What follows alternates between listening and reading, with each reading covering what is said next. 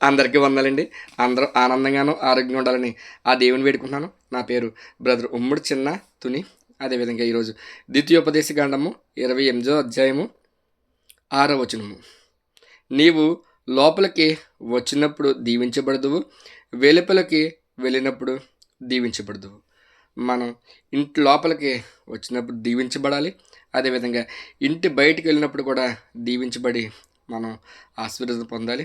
అదేవిధంగా చాలామంది బయటికి వెళ్ళినప్పుడు జాగ్రత్తగా వెళ్ళాలి.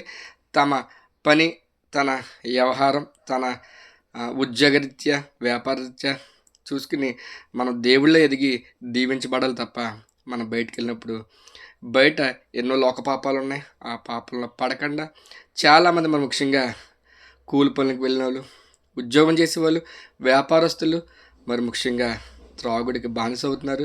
ప్రతి ఒక్కరు కూడా వాళ్ళు ఏం సంపాదిస్తే అంత ఖచ్చితంగా తాగుడికి, వ్యర్థమైన పనులకే పాడు చేస్తున్నారు. ప్రతి ఒక్కరు కూడా బయటికి వెళ్ళి దీవించబడి లోపల కూడా మన ఇంటి లోపల కూడా మన పిల్లలతో దీవించబడాలని వేడుకుంటున్నాను.